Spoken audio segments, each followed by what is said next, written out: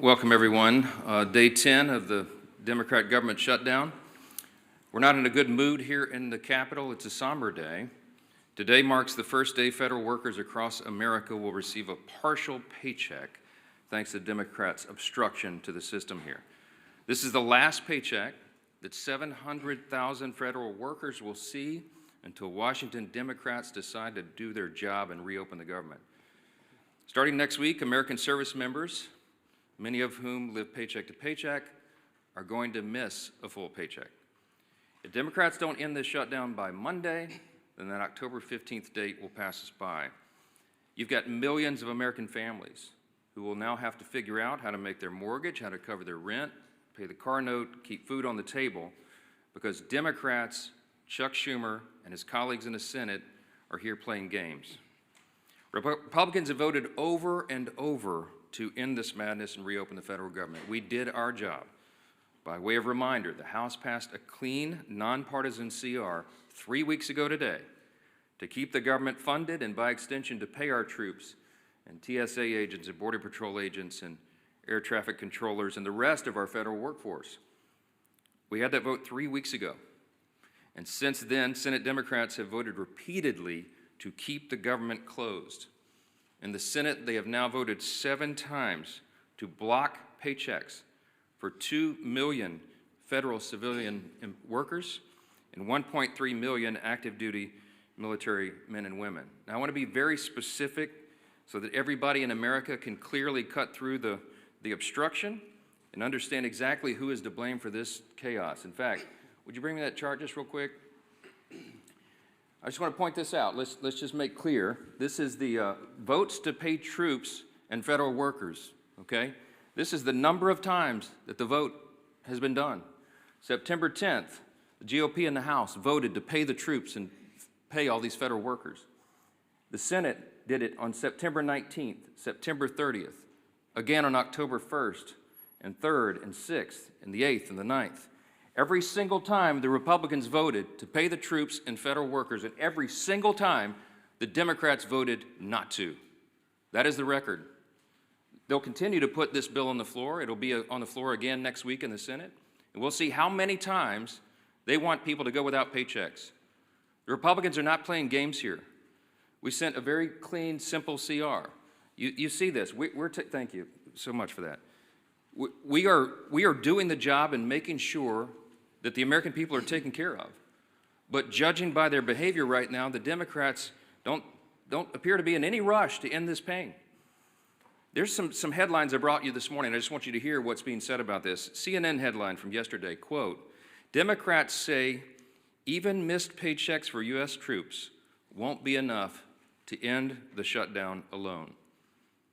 For many of them, this is about showing a fight to President Trump. They have to show a fight against Republicans so they can appease who? The far left base of their party. It is shameful. And for what? Chuck Schumer, the architect of this shutdown, is trying to bow to the Marxist wing of his party. You heard him yesterday. He said in his own words, every day of the shutdown, he said, quote, gets better for us. Better for who, Chuck? For the Democrats in the Senate? So you can bow to the Marxist base and not get a challenge? Here's another headline from Politico yesterday. Quote, Chuck Schumer's critics are satisfied. Yeah, the far left base of the party is satisfied. They don't mind the troops go without pay and civilian workers are furloughed. They don't care. Former DNC chair David Hogg, he heaped praise on Chuck Schumer as well. This is what Chuck Schumer was after. This is what he desires. The praise from the far left. David Hogg said, quote, give credit where credit's due. This is a big step up. A big step up. While you're delaying flights, while you're making people go through this pain. The co-founder of the far-left group Indivisible said this yesterday publicly, quote, Chuck Schumer hasn't surrendered yet. I call that progress. There's one inescapable fact. It's a glaring fact that everybody in America can see. Chuck Schumer is hurting real Americans for his own political survival. I'm going to say that again. Chuck Schumer is hurting real Americans for his own political survival. If you're a service member who's not getting a paycheck, it's because Chuck Schumer has to appease the Marxist. Cut and simple. It's plain and simple. Shame on you, Chuck. Every Senate Democrat who's going along with this, you lack the moral fortitude to do the right thing. This is the first time in history, the first time in the history of the United States Congress that a party has shut down the government over a clean CR. We frankly didn't expect this. We sent over a no-frills 24-page document to keep the lights on, keep Congress working, to keep the paychecks flowing, and they stopped it because they're afraid of the far left. I'm just going to walk through a quick sample of the devastating impacts that Americans are feeling as we speak right here, because this is real. And you'll note a theme here. A lot of these are blue states where their Senate Democrats are over here keeping the government closed. In California, home of the nation's largest civilian workforce, more than 250,000 federal workers are now working without pay. Both the Democrat senators, Padilla and Schiff, have now voted 7 times to block those paychecks. In Virginia, there are 189,000 federal employees, nearly 5% of the state's workforce, that are waiting on their next full paycheck. And both of their senators, Warner and Kaine, refused to pass a clean bipartisan CR that Democrats supported 13 times under Joe Biden in the previous 4 years. In Maryland, Maryland is a hub of trade and commerce. You have 150,000 federal workers there. Both of their senators, also Brooks and Van Hollen, have voted 7 times to keep the government closed. In Georgia, home to our nation's busiest airport, there's close to 110,000 federal workers, including thousands of TSA agents and air traffic controllers now being forced to work without pay. You guessed it. Senators Ossoff and Warnock voted to block those paychecks too. Arizona, 58,000 workers serve the federal government, including many Border Patrol agents who are working hard to keep us safe. That hasn't stopped Arizona Senators Kelly and Gallego from blocking funding 7 times for the paychecks for their own constituents. In fact, they have so much idle time, they're having publicity stunts, posing publicity stunts outside my office. In New York, let's talk about New York because this is interesting. It's the home to both of the Democrat leaders, both in the Senate and the House. 115,000 federal workers are waiting on Hakeem Jeffries and Chuck Schumer and Kristen Gillibrand to come to their senses and end this shutdown. Chuck Schumer said himself, with every day of the shutdown gets better for us. And what does that look like? We're talking about 2 million civilian workers, 1.3 million active duty service members, everybody being hurt because of it. Chuck is what they're doing right now. I've been asked many times in interviews over the last couple of days, you seem angry, you don't get angry a lot. I don't, but this is beyond the pale. What Chuck Schumer's doing right now, it's sickening. It's sickening to hear him say it's better for him and his party when it's so terrible for real Americans. Millions of people are experiencing real pain because of these political games. And you'd think after 44 years in Congress, Chuck Schumer would know better. But it seems apparent now that he spent too long in Washington to understand the real pain of real people. We're going to share a few more things with you about this morning and to talk about some of the real-world impacts on federal law enforcement. We've asked our House Committee Chairman, the Chairman of our House Administration Committee, Bryan Steil, to come and talk a little bit more about that. So Chairman Steil, thanks for being here. Thank you very much, Mr. Speaker. Thank you for your leadership. Chuck Schumer yesterday said every day gets better for the Democrats. That's certainly not true for the men and women in blue. Today is the first day that the men and women of law enforcement here in the United States Capitol, U.S. Capitol Police, are not receiving pay that they earned since the beginning of the Chuck Schumer shutdown. As this continues, the chaos and consequences of the Schumer shutdown continue to build. Yet the men and women in law enforcement are asked to go out and serve and protect us every day. Chuck Schumer and Hakeem Jeffries will maintain a security detail, men and women that aren't being paid because of Democrats' decision to shut down the federal government. I chair the Committee on House Administration, work closely with the men and women of the United States Capitol Police, and they're suffering the consequences of the Schumer shutdown today. It's particularly concerning in a period of time when political violence is on the rise. Senate Democrats have voted to shut down the federal government 7 times. That's 7 times to defund our police. I'd ask Chuck Schumer if it's getting better for the men and women of Border Patrol who are on the border securing the United States of America. I'd ask him if it's getting better for the United States Marshals who are doing incredibly dangerous work on behalf of our country in every state. I'd ask him if it's getting better for the United States Secret Service, who's protecting the President of the United States. Chuck Schumer has put politics over people. It's getting better for his politics, he thinks. It's not better for the people of the United States of America. We should be standing with the men and women of law enforcement who are doing their job to protect us. And I think it's incredibly unfair and unjust that the men and women of Capitol Police have not received the money that they earned since the start of the Chuck Schumer shutdown. With that, I want to introduce our leader, Steve Scalise. Well, thank you, Chairman Steil. And as the Speaker pointed out, too, it's disgraceful that not only are we in this shutdown because Chuck Schumer is only concerned about appeasing the most radical elements of his base, but time and time again, 7 times now, you've had other Senate Democrats join in with him to keep the government closed. And they're feeling some pressure, but what they're trying to do now, both Democrats in the House and Senate, is trying to shift the blame away. While they're voting to shut the government down, they're trying to blame other people. Let's be clear, and the Speaker showed it. We've had actual votes on the House floor to keep the government open. We've had those same votes on the Senate floor. You can see who has been voting to pay our troops, who has been voting to pay our TSA agents, our Border Patrol agents, and who are those people that are voting to shut it down, to deny pay to our troops. It's crystal clear. And you can go see the voice votes, the record votes. Members of Congress, House and Senate, have actually cast votes over and over again on whether they want to keep it open or shut it down. You don't have to wonder about a blame game. Gee whiz, both sides are blaming the other side. Just go look at the votes. There have been actual votes in the House and the Senate, 8 different times now, between the 2 chambers to open the government down. And Republicans have said, yes, let's keep the government open while we negotiate our differences.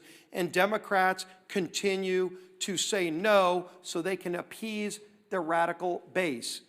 And so as Chuck Schumer denies pay to millions of federal workers, we know roughly at least 1 in 3 of every service member in America lives paycheck to paycheck.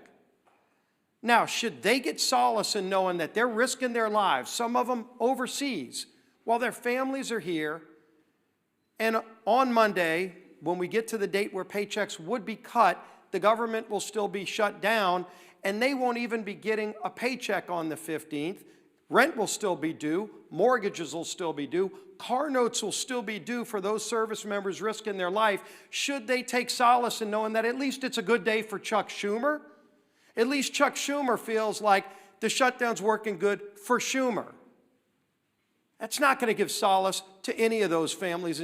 Instead, it actually increases the anger of the families all across America who are seeing the real cost of this shutdown. They know who's voting to shut the government down, but now they're feeling direct pain. And the only thing they hear from Democrat leaders that keep voting no is, oh, it's a good day for us because the far left is patting us on the back.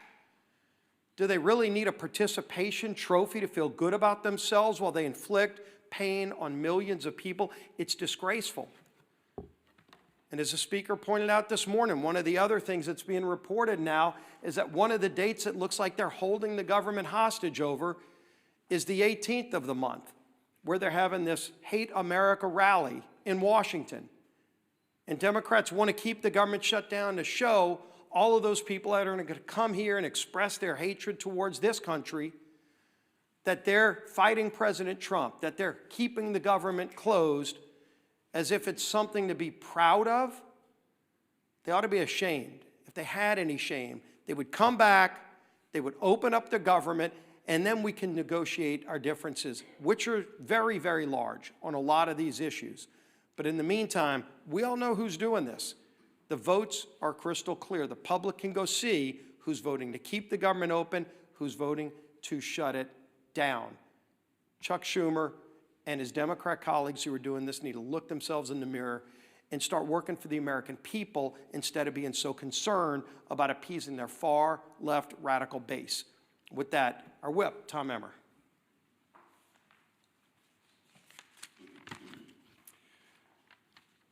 I'm going to go back to Chuck's words again. Quote, every day gets better for us. You reopen the government and we lose our leverage. The point of this shutdown is not just suffering for suffering's sake, but to make a point. These are actual quotes from Chuck Schumer and Senate Democrats over the last week. You don't have to take our word for what their motivations are in shutting down the government. They are spelling it out for you and all of us. This is about one thing and one thing only: to score political points with the terrorist wing of their party, which is set to hold, as Leader Scalise just commented on, a Hate America rally in D.C. next week. And they've forced military families, air traffic controllers, border patrol agents, farmers, veterans, TSA agents, and federal workers to pay the price.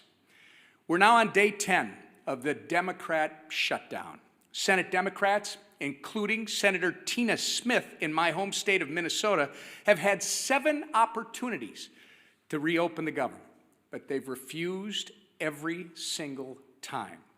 Consequently, Americans across the country are experiencing flight delays. In a matter of mere days, 11,000 Minnesota National Guardsmen won't get paid.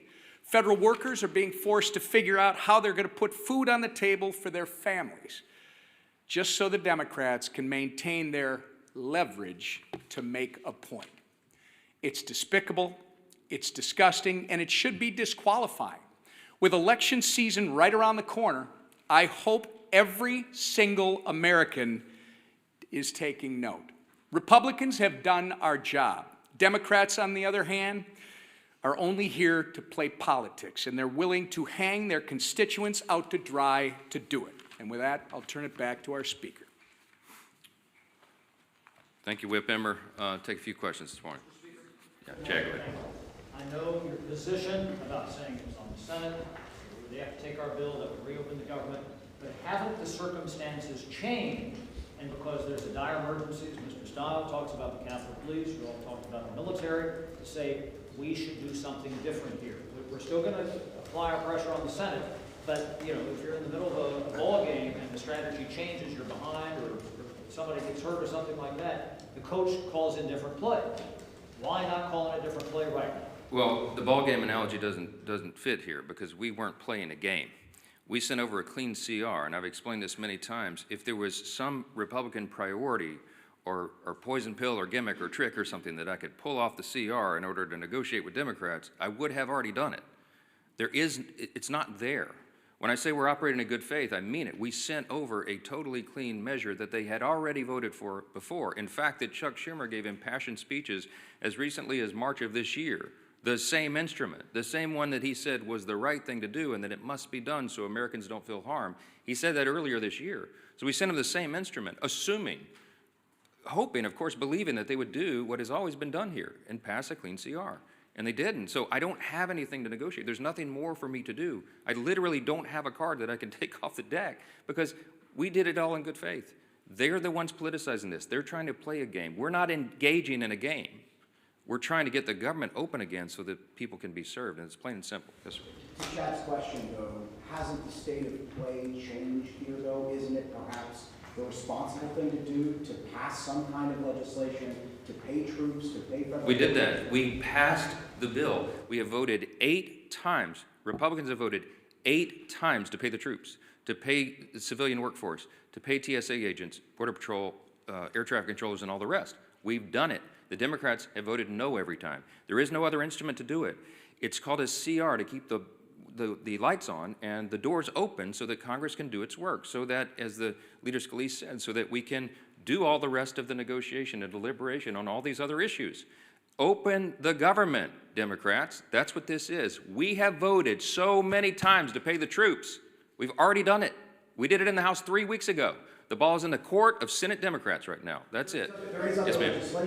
In terms of strategy, if you could speak to your strategy on keeping the House out in their districts and any idea when they may come back. This is not a strategy call to keep the House working in their districts right now. There's an urgent necessity of it.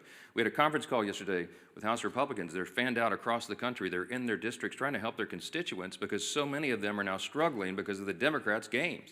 So they're helping, for example, rural hospitals to access the funds that we got signed into law July 4th, $50 billion rural hospital fund, so they can provide for health care for their constituents. They need to know how to navigate that before Chuck Schumer and the Democrats try to take it away. Their counterproposal CR would spend $1.5 trillion and take away the $50 billion that we passed into law just on July 4th, signed into law by President Trump, to prop up rural hospitals. Who cares about health care here? Okay, our members are out working diligently in their districts, serving their constituents right now. We will come back here and get back to legislative session as soon as the Senate Democrats turn the lights back on. That's the fact. That's where we are. Yes, ma'am. On the military pay, though, in past shutdowns, there have been ways to guarantee that members of the military get paid. There are over 100 Republicans in your caucus who have signed on to a standalone bill to pay these military members. So at what point do you... Every single Republican is not just talking about paying troops. We have already had those votes. We have done that. We did it 3 weeks ago. The executive branch, the president, is working on ways that he may have as well to ensure that troops are paid. The Republican Party stands for paying the troops. The Democrats are the ones that are demonstrating over and over and over now 8 times that they don't want troops to be paid.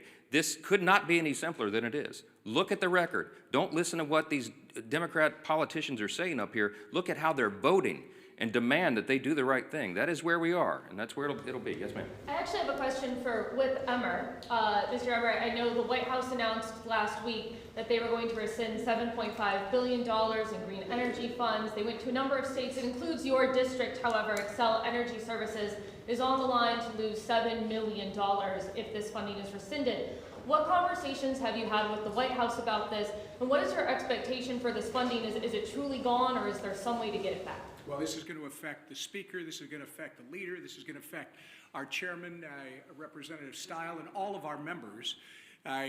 Literally, this could end today. If Chuck Schumer and Democrats would reopen the government, this wouldn't be an issue. And what's happened is the White House has to make some very serious and difficult decisions as to what's essential and what's not. If you want to end it, Chuck Schumer, reopen the government. So, sir, your understanding is the White House will continue with that funding when the government reopens? I would suggest that you call Tina Smith and ask her why she wants to keep the government shut down and put all this at risk.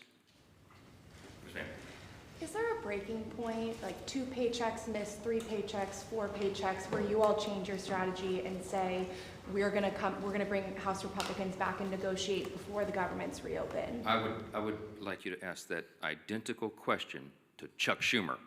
We have done the work in the House. We are awaiting them to do theirs. This is a 2-body, 2-chamber legislative body, okay? The House did its work.